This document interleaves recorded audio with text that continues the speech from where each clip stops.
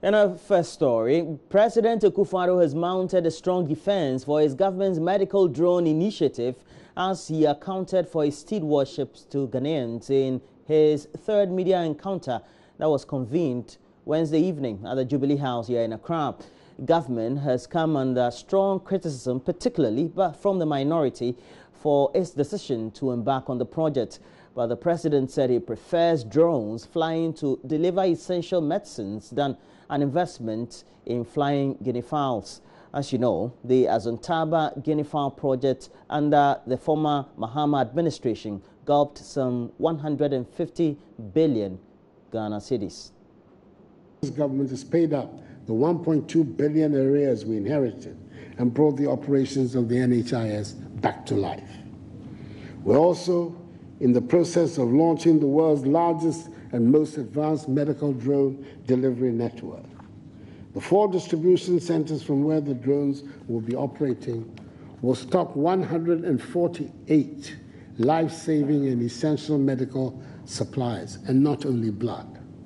The drone delivery service will save lives, decrease wastage in the system, guarantee health access for more than 14 million people nationwide, and employ over 200 Ghanaians. This program is not going to be run on the public budget.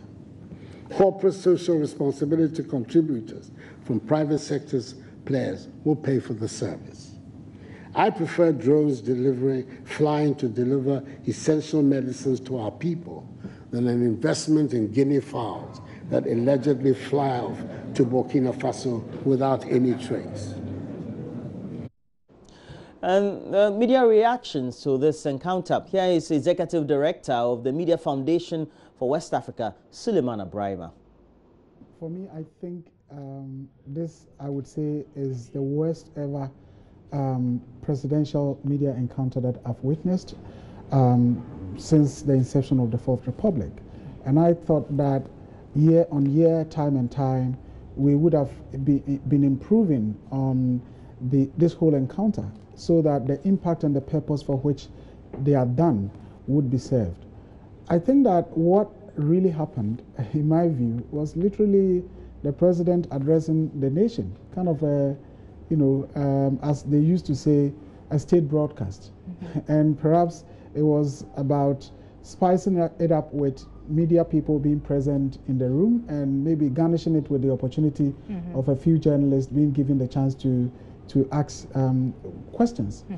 As you mentioned, why would you have an hour and a half media encounter? And I believe the essence is to provide an opportunity for the journalists to ask questions that are on the minds of people. And then you have an hour and a half encounter, so 90 minutes, and the president literally takes away about 70 minutes, right? Of that running time. through his government's Exactly. achievements. Let's step away from the presidency for a moment. The General Secretary of the Opposition NDC, Johnson Asiedu Nketia, is alleging that the Electoral Commission has begun illegal transfer of votes into the Ayawaso West Wuogon constituency ahead of the by-election.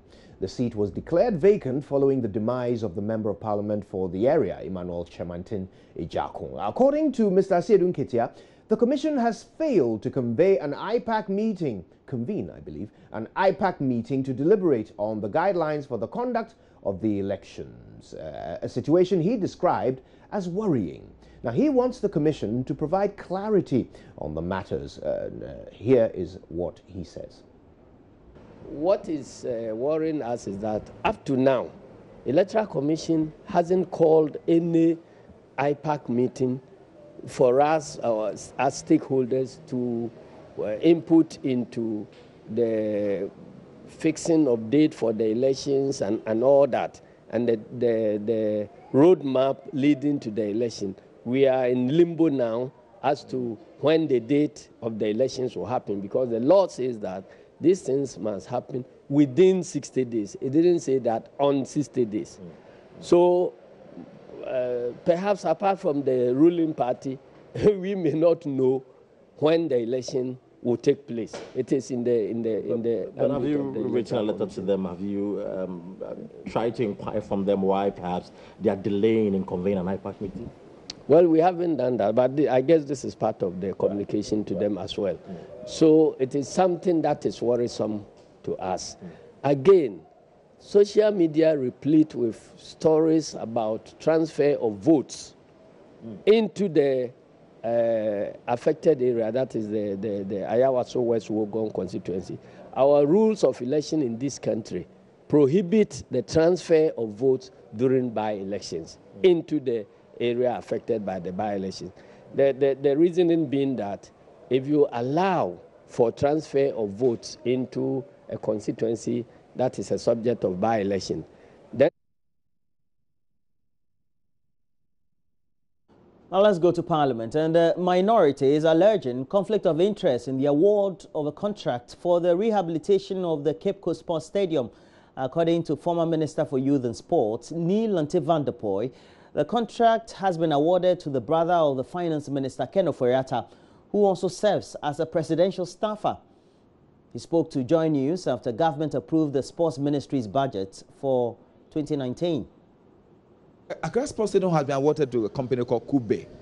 Kube, according to the Registrar General Department, is owned by Kevin Ofori-Atta, who is a direct brother of the Minister of Finance, Ken Ofori-Atta. So, and this Kevin Ofori-Atta's name appeared in the list of presidential staffers which was submitted to Parliament in beginning of 2018. So we ask him, that person is a presidential staffer or works at the presidency. That person is the same owner of a construction company, and that person is a brother of the Minister of Finance, and that person is rehabilitating the Accra Sports Stadium. It's not a conflict of interest. So these are the issues that I'm trying to raise pertaining to this, because here there is an allocation again for the second phase of the rehabilitation of Accra Sports Stadium. And it's going to the same contract? It's going to the same person. How much is involved again? In fact, the last one he's paid almost about 11-point-something million. And then I don't know how much the second phase is going to cost, but the first phase was budgeted around 12 million. And I don't know how much the second phase is going to, but I'm saying that if really these are the things we are seeing, then it's difficult for us to complain. Mr. Vanderpoy is also accusing government of illegitimately paying some 2 million Ghana cedis to 2 other contractors who worked on the construction of the Cape Coast Sports Stadium, including Magdan Shipping. According to Mr. Vanderpoy, the CEO of Magdan approached him demanding payment when he was sports minister in the NDC administration. But the NDC government then refused to pay because the company couldn't provide documents, including contracts, to show they had to be paid. Mr. Vanderpoy subsequently surprised the current sports minister has since made the payment to the company. The 38 million, they've used almost about 2 million to pay to Magdan and also one other security service. I am very much aware of the demands of Magdan and that security company when I was a minister. But I refuse to honor those payments because I asked for contracts, I asked for the invoices, and I asked for all the documentation that are necessary before we approve payment. And I wasn't finished. So when I saw in the budget statement that they've been paid those monies, I have to raise the interest of the House to the fact that we need, and Ghanaians need to know how they were paid. Okay. What is the audit report? Where is the contract and the things, the sort of document I asked for when I was minister. If today the minister has been finished with those documents, he must let all of us know. Someone like me should know so that we'll be able to. But other than that, I think that payment is illegitimate and must be proven. So I'm asking Parliament and the committee to invite the minister to provide all those documentation pertaining to those payments. So give me a sense. What exactly was the payment supposed to be for to Magdan? And well, Magdan said that he was involved in the carting of the machinery and equipment for the construction of the Cape Coast Stadium from the port to Cape Coast. And I said, if you were given... And this was during the NDC administration? During the NDC administration. And I said, if we were given a contract to do this, I should see the contract. Before I will be able to approve, as a minister, approve for payment of anything like that, when I wasn't a minister when it was awarded, I want to see the contract, I must see the invoice of the work you did, I must see certified, audited report before I can approve. And then he didn't provide that? No, he didn't. He didn't, so I couldn't pay. So today, if he has been paid, it's only fair, legitimate, and proper that I ask that those documentation things, those sort of things that I asked for, are provided to justify the payment. Now, the National House of Chiefs is urging the Electoral Commission to ensure next week's referendum for creation of new regions is peaceful. Voters in 6 proposed regions cast their ballots on December 27 to determine whether or not they want to be autonomous, well, not autonomous, but separate regions. President of the National House of Chiefs, Togbe Apede, the 14th, says the outcome must be accepted by all stakeholders. He was addressing members at a meeting in Kumasi. Here's Prince Apia's report. It was the 4th general meeting for members of the National House of Chiefs. Among the many issues discussed was the upcoming referendum. President of the National House of Chiefs, Togbe Apede the 14th, says all stakeholders must ensure the outcome of the referendum is acceptable to all. The peace of this country is more important than the creation or non-creation of new regions. Therefore, we all must play the roles that we have to play to make sure that the process passes peacefully, and so that the outcomes become acceptable to all, so we can continue to enjoy the peace we enjoy in our country. We also want to call on the Electoral Commission to perform its role as fairly as possible. Let us put our premium on the peace. Meanwhile, about 3,000 personnel of the Nation Builders Corps are to be posted to Regional Secretariat of the House of Chiefs. Chieftaincy and Culture Minister Kofi Jamesi says the move will enhance work at the ministry and the traditional councils. There are so many traditional councils who do not have the personnel to work in those traditional councils.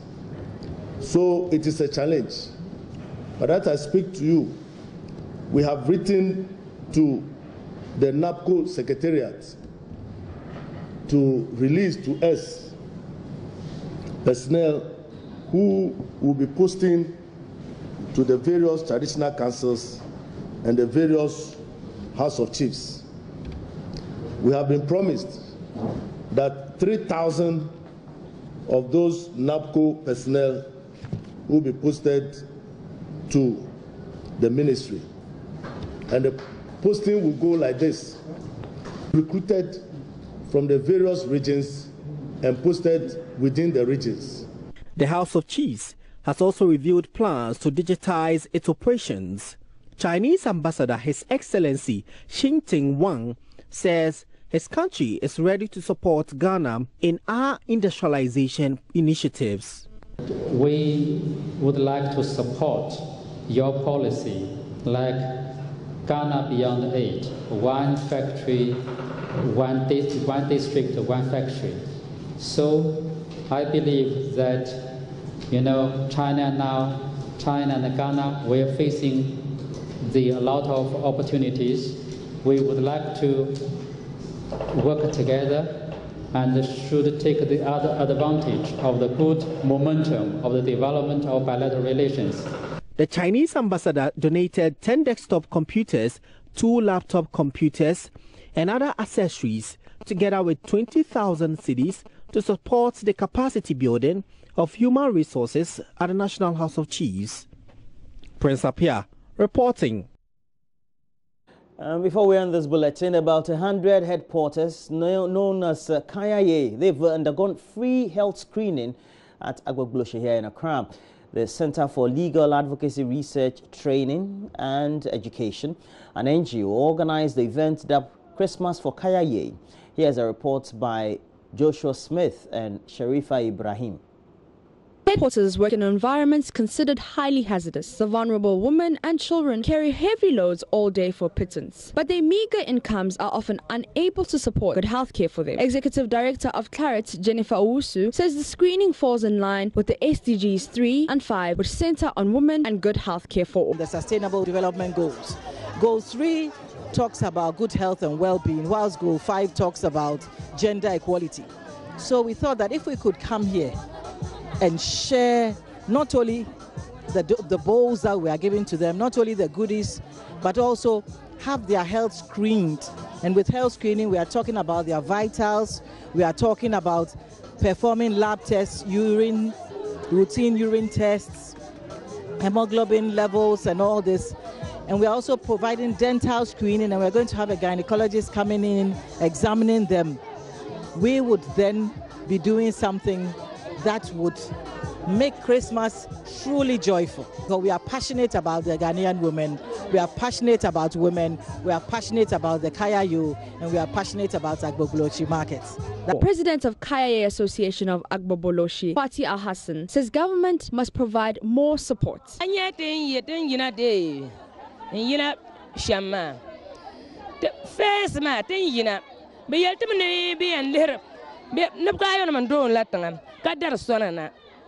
Some NGOs visit and ask us about our needs.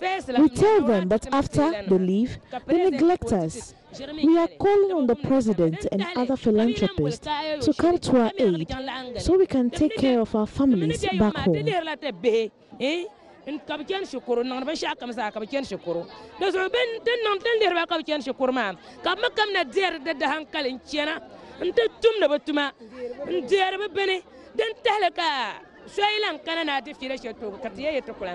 Some beneficiaries also spoke to JoyNews. I have not been screened before. I was examined and told my BP was normal. Later, my blood sample was taken.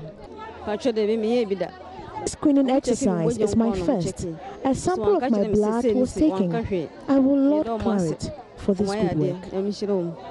Principal dental surgeon at the Winneba Municipal Hospital, Emmanuel Kwashi, said many of the Kaya he screened suffered from poor oral hygiene and chronic gum disease, among others. So far, we realized that most of their problems have been with poor oral hygiene.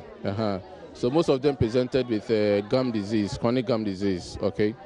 And we wanted to find out what they are supposed to do. So like the usual recommendations, they brush their teeth at least twice a day, first in the morning and before they go to bed in the evening. And then they see the dentist regularly. Every 6 months, they come for a checkup so that if there's a problem, we'll catch it early and treat it for them. So their main problem has been with poor oral hygiene and therefore chronic gum disease or gingivitis. The Kaya were presented with drugs, headpans and various items. Joshua Smith and Sharifa Ibrahim's reports for JoyNews. Oral hygiene. Yeah. Dental bills.